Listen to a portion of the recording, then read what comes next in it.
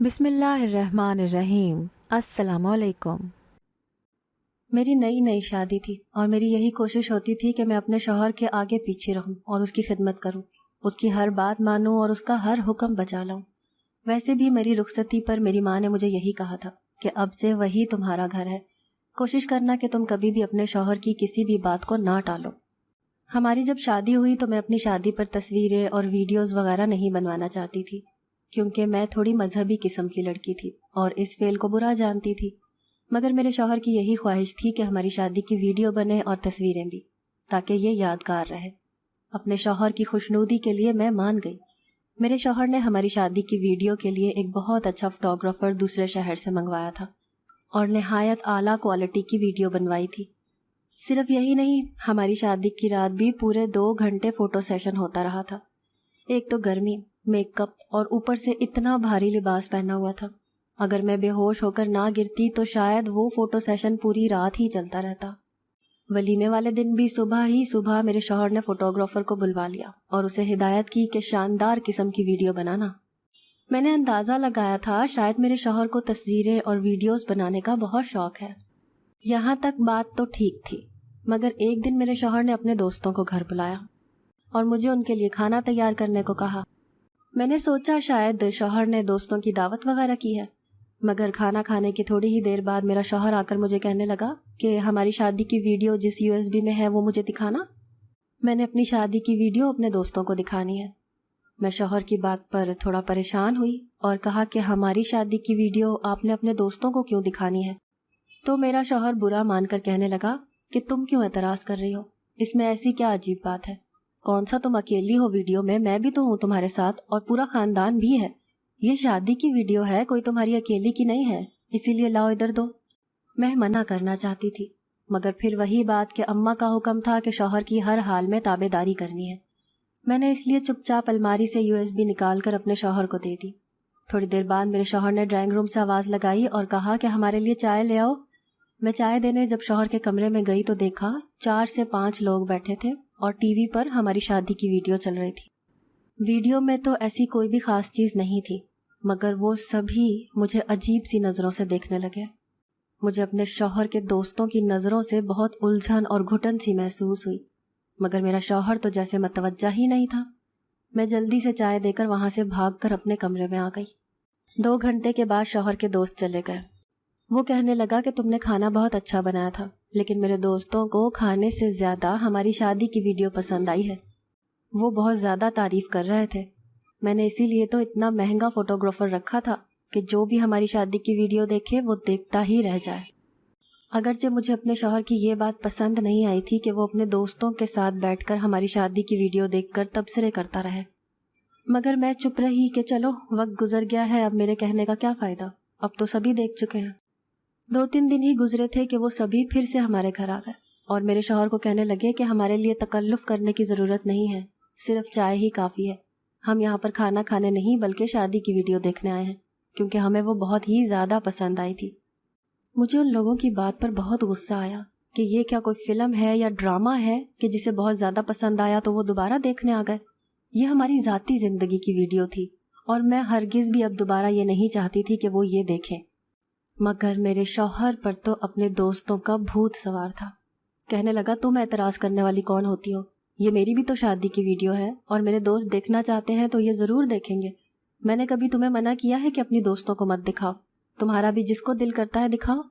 मैं चुप हो गई और वो सब ड्राइंग रूम में बैठकर वीडियो देखने लगे।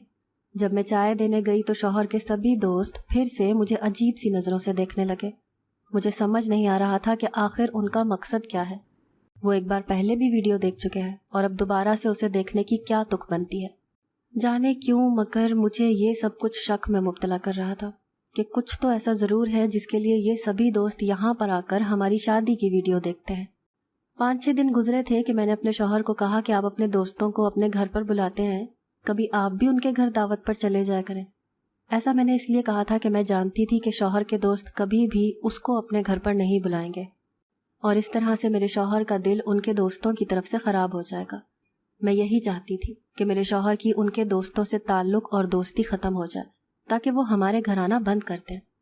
ویسے تو مجھے براہ راست کچھ نہیں کہتے تھے، مگر ان کا ہماری شادی کی ویڈیو دیکھنے پر اصرار کرنا اور پھر مجھے عجیب و غریب نظروں سے دیکھنا مجھے بالکل بھی اچھا نہیں لگتا تھا۔ دوسری طرف میرے شوہر کو تو ہماری شادی کی ویڈیو اتنی پسند تھی کہ وہ اکثر اکیلا بیٹھ کر دیکھتا رہتا تھا۔ میں صرف گہری سانس بھر کر رہ جاتی کہ جانے شوہر کو اس میں ایسا کیا خاص نظر آتا ہے۔ جیسے دوسروں کی شادی کی ویڈیوز ہوتی ہیں ویسی ہماری بھی تھی۔ مجھے یہی تھا کہ میرے شوہر کو اس کے دوست اپنے گھر پر نہیں بلائیں گے، مگر میری یہ توقع غلط ثابت ہوئی، کیونکہ اگلے ہی دن میرا شوہر مجھ سے کہنے لگا کہ چلو تیار ہو جاؤ، آج ہمارے دوست نے ہماری دعوت کی ہے۔ میں شام کو دعوت پر جانے کے لیے تیار ہو رہی تھی جب میں نے دیکھا کہ میرے شوہر نے پھر سے وہ USB اپنی جیب میں ڈالی ہے جس میں ہماری شادی کی ویڈیو تھی۔ میں نے جھنجھلاتے ہوئے پوچھا کہ کیا اب اسے بھی ساتھ لے کر جانا ہے؟ تو کہنے لگا ہاں نا، میرے دوست نے مجھے خاص طور پر کہا تھا کہ اپنی شادی کی ویڈیو لے کر آنا، آج ہم سب مل کر یہی ویڈیو دیکھیں گے۔ میں نے کہا کہ ایک ہی ویڈیو کو آپ سب لوگ کتنی بار دیکھیں گے، بہتر ہے کہ کوئی فلم دیکھ لیجئے۔ مگر اپنے دوستوں کے آگے اس نے میری ایک نہ سنی۔ مجھے بہت غصہ آیا تو میں نے کہا ٹھیک ہے، آپ خود ہی یہ ویڈیو لے کر چلے جائیں، میں نہیں جا رہی۔ تو میرا شوہر چلا بھی گیا۔ اس کے لیے جیسے مجھ سے زیادہ اپنے دوستوں کی بات اہم تھی۔ مجھے نہیں پتا کہ وہ واپس کب آیا، کیونکہ میں اس کے جاتے ہی سو گئی تھی۔ اگلے روز میرا شوہر مجھے مناتے ہوئے کہنے لگا کہ تم آخر میرے دوستوں کے پیچھے کیوں پڑی ہو؟ وہ بیچارے کیا کرتے ہیں؟ انہوں نے تمہیں کبھی کچھ کہا یا تنگ کیا تو مجھے بتاؤ۔ میں کیا کہتی، کیونکہ ایسا تو کچھ تھا ہی نہیں کہ شوہر کے دوست مجھے تنگ کرتے ہوں یا کچھ کہتے ہوں۔ وہ تو بس چپ چاپ مجھے گھورتے ہی رہتے تھے۔ اس سے پہلے تو میرے شوہر نے مجھے کبھی نہیں منایا تھا، آج ایسی کیا بات ہو گئی تھی؟ اور راز کچھ ہی دیر بعد کھل گیا جب وہ مجھے کہنے لگا کہ میرے ایک دوست کی شادی قریب ہے اور وہ چاہتا ہے کہ اپنی شادی کی ویڈیو بھی وہ ہماری ہی طرح بنوائے، اس لیے وہ ہمارے گھر آ کر ہماری شادی کی ویڈیو تفصیل سے اور غور سے دیکھنا چاہتا ہے۔ تو میں نے اسے کہا کہ ٹھیک ہے، تم آ جاؤ، تم پلیز اب غصہ مت ہونا کہ میں نے اپنے دوست کو گھر پر کیوں بلایا ہے۔ میں اس وقت خاموش ہو گئی اور دل میں سوچا کہ شاید یہ آخری بار ہے، مگر میں غلط تھی، کیونکہ اس کے بعد تو معمول ہی بن گیا، کسی نہ کسی بہانے سے میرے شوہر کے دوست ہمارے گھر آ جاتے اور پھر ڈرائنگ روم میں ہماری شادی کی ویڈیو لگا کر بیٹھ جاتے اور دیکھتے رہتے۔ جب میں چائے بنا کر جاتی تو پھر مجھے ان کی عجیب سی نظروں کا سامنا کرنا پڑتا، جس سے مجھے بہت غصہ آتا۔ ایک دن میں اپنے شوہر کے ساتھ اس کے ایک دوست کے گھر گئی تو اس کی بیوی مجھے کہنے لگی کہ مجھے آپ سے ملنے کا بہت شوق تھا، کیونکہ میرے شوہر کی زبان پر اکثر آپ کا ذکر ہوتا ہے، بلکہ صرف میرے شوہر ہی کیا، تمہارے شوہر کے سبھی دوستوں کی تم پر بڑی گہری نظر ہے، اور وہ بہانے سے تمہارے گھر کے چکر اسی لیے کاٹتے رہتے ہیں کہ شاید تم اتنی خوبصورت ہو، اسی لیے تمہیں دیکھنے آتے ہیں۔ اس میں تو کوئی شک نہیں تھا کہ میں بے انتہا خوبصورت ہوں، لیکن مجھے اندر ہی یہ اندازہ تھا کہ یہ بات صرف خوبصورتی کی نہیں ہے، میرے شوہر کے دوستوں کا ہمارے گھر میں آنا کسی اور خاص مقصد سے ہے۔ وہ شادی کی ویڈیو کو اتنا دھیان سے کیوں دیکھتے تھے؟ اگر وہ میرے لیے ہمارے گھر آتے ہوتے تو پھر مجھے کچھ نہ کچھ تو کہتے، کوئی اشارہ تو دیتے، لیکن کسی نے کبھی میرے ساتھ کسی قسم کی کوئی بدتمیزی نہیں کی تھی۔ بس ان کی عجیب سی نظروں سے میں پریشان ہو جاتی تھی۔ میں جانتی تھی کہ میرا شوہر تو باز نہیں آئے گا اور اس کے دوست گھر آتے رہیں گے، اس لیے کچھ دن کے لیے میں اس ماحول سے فرار چاہنے لگی۔ میں نے اپنے شوہر سے اجازت لی کہ میں اماں کے گھر کچھ دنوں کے لیے چلی جاؤں، تو اس نے خوشی خوشی مجھے اجازت دے دی۔ میں اس کی خوشی کی وجہ جانتی تھی کہ اسے تو کھلی چھوٹ مل جائے گی، وہ جب مرضی اپنے دوستوں کو بلائے گا اور سب مل کر جو دل چاہے گا وہ کریں گے، اور انہیں روکنے ٹوکنے والا بھی کوئی نہیں ہوگا۔ اماں کے گھر جاتے ہوئے میں نے سوچ لیا تھا کہ اب جب میرا شوہر مجھے لینے آئے گا تو میں اس کے سامنے واپسی کی ایک ہی شرط رکھوں گی کہ تم اپنے دوستوں سے دوستی توڑ لو، تبھی میں تمہارے ساتھ واپس جاؤں گی۔ میں اماں کے پاس رہنے چلی گئی۔ 2 دن بھی نہ گزرے تھے کہ میں نے ایک دن اپنی گلی میں اپنے شوہر کے ان دوستوں کو دیکھا جو اکثر ہمارے گھر آیا کرتے تھے۔ میں فوراً سے گھر کے اندر ہو گئی۔ میں بہت زیادہ گھبرا گئی تھی کہ یہ یہاں کیا کر رہے ہیں، ان کا اس گلی میں بھلا کیا کام ہو سکتا ہے؟ کہیں یہ میرے بارے میں تو پتہ کرنے اس گلی میں نہیں آئے تھے یا میرے بارے میں معلومات لینا ہے؟ میں نے اسی وقت اپنے شوہر کو فون کیا اور اس سے باتوں ہی باتوں میں پوچھا کہ جب تمہارے دوست گھر آئے ہوں گے اور میں گھر پر نہیں تھی تو انہوں نے کیا میرے بارے میں پوچھا تھا؟ تو میرا شوہر کہنے لگا ہاں، وہ تمہارے بارے میں پوچھ رہے تھے کہ بھابھی کہاں ہے، نظر نہیں آ رہی۔ تو میں نے جواب دیا کہ وہ اپنی اماں کے پاس گئی ہیں۔ میں نے سرسری سا پوچھا کہ کہیں تم نے ان کو میری ماں کے گھر کا ایڈریس بھی تو نہیں بتا دیا؟ تو وہ کہنے لگا کہ ہاں، باتوں ہی باتوں میں نے بتا دیا تھا کہ تمہاری اماں کہاں رہتی ہیں، کیوں، کیا نہیں بتانا چاہیے تھا؟ मेरा दिल चाहा कि मैं अपना सर पीट लूं। आखिर इतना बेवकूफ़ शौहर मुझे ही क्यों मिला था, जिसको कुछ अकल की बात ही नहीं पता थी। अपनी बीवी के मैके का एड्रेस अपने दोस्तों को भला कौन बताता है। मुझे तो पहले ही उसके दोस्त अच्छे नहीं लगते थे, और अब तो उनको अपने यहाँ देखकर तो मैं पक्का यकीन कर बैठी थी कि वो मेरे ही चक्कर में थे। कुछ देर बाद मैंने बाहर निकलकर देखा तो गली में कोई भी नहीं था। शायद वो दोनों वहाँ से चले गए थे। शाम को सामने वाली पड़ोसन हमारे घर आई और अम्मा को कहने लगी कि आज 2 लड़कों ने हमारा दरवाज़ा खटखटाया और आप लोगों के बारे में पूछा कि आप लोग पहले कहाँ रहते थे और आप लोगों का रवैया कैसा है। मैंने उनको डांट कर भगा दिया कि भला तुम क्यों हमारे पड़ोसियों की जासूसी कर रहे हो, लेकिन मुझे तजस्सुस था तो मैं आपसे पूछने आ गई कि खैर तो है ना। आपने तो बेटी की शादी भी कर दी है, वरना मैं ये सोच लेती कि शायद उसके रिश्ते वाले पूछ गुछ कर रहे हैं। मैं और मेरी अम्मा बुरी तरह से घबरा गए। हमसे कोई जवाब ना बन पाया। अब अगर मैं उस पड़ोसन को बता देती कि वो मेरे शौहर के दोस्त हैं तो वो मेरे बारे में कितना गलत सोचती कि मेरे शौहर के दोस्त मेरे बारे में क्यों पूछ रहे हैं।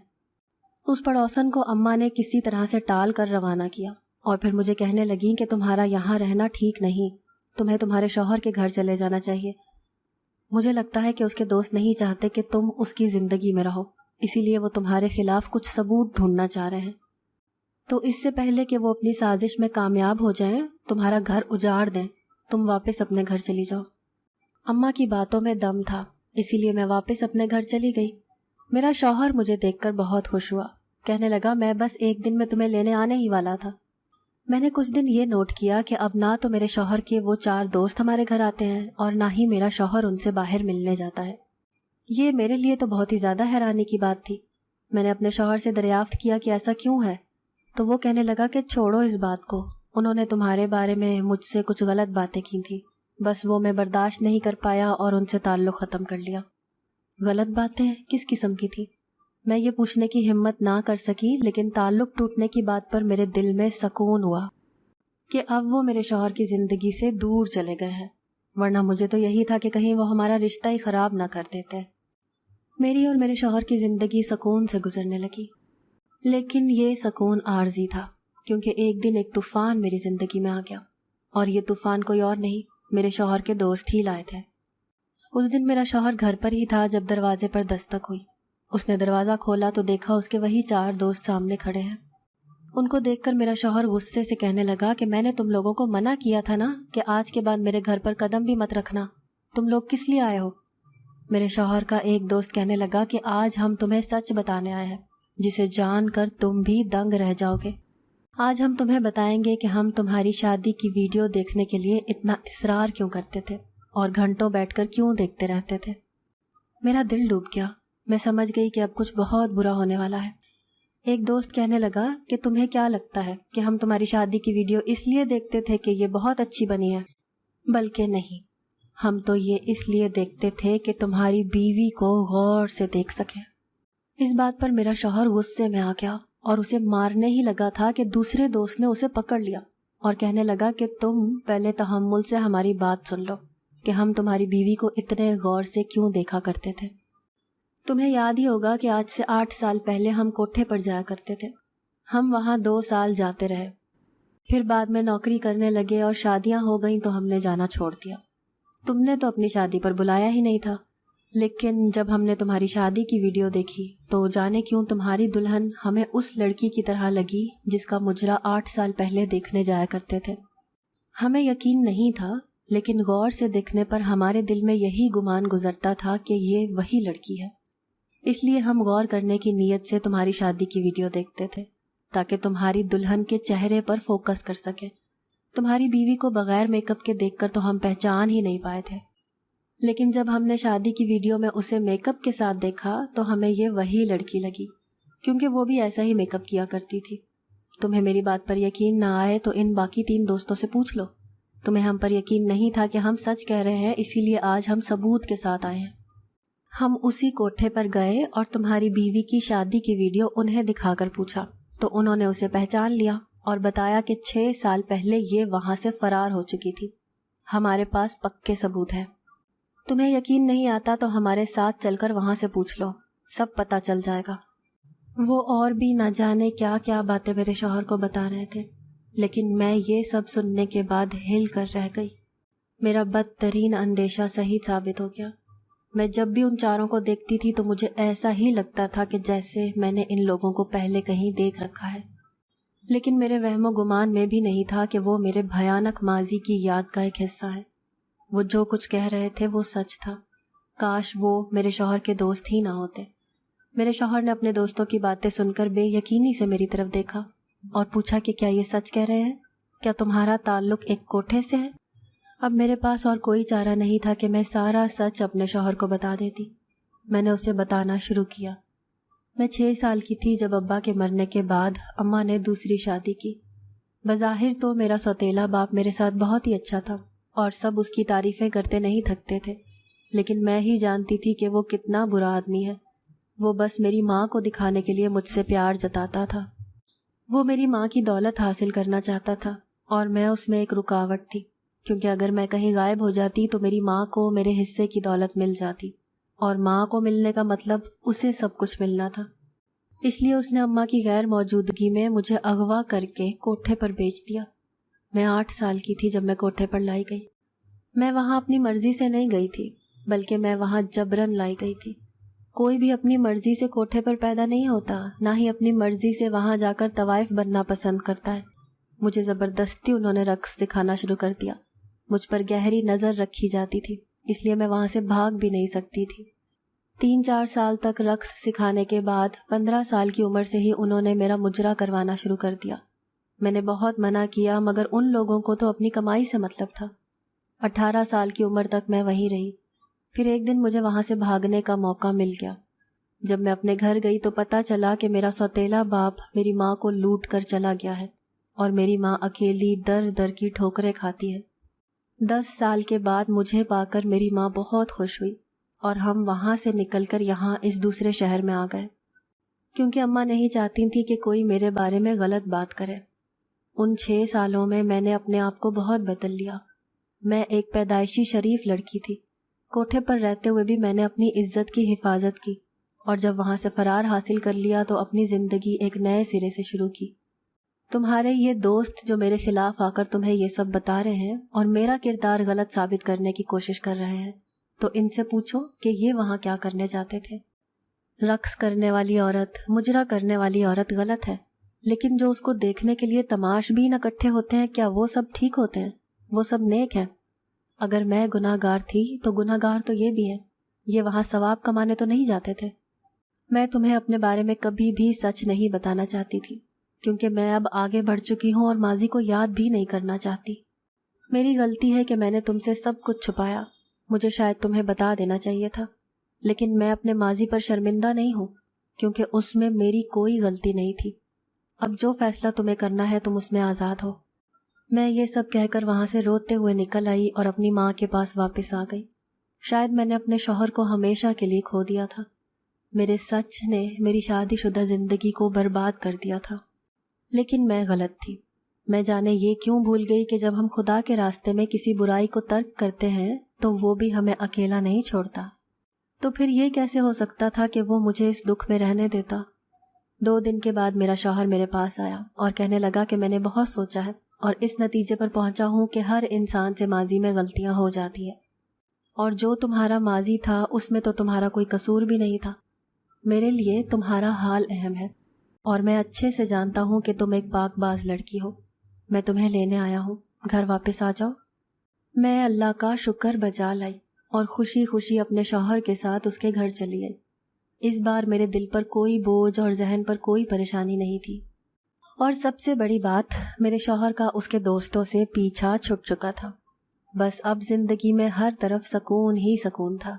اگر آپ کو آج کی ہماری کہانی پسند آئی ہے تو اسے لائک کیجیے اور اپنے پیاروں کے ساتھ شیئر کیجیے، اور ہاں، اگر ابھی تک آپ نے ہمارا چینل سبسکرائب نہیں کیا تو ضرور کیجیے۔ ملتے ہیں کل ایک نئی اور دلچسپ کہانی کے ساتھ، تب تک کے لیے اللہ حافظ۔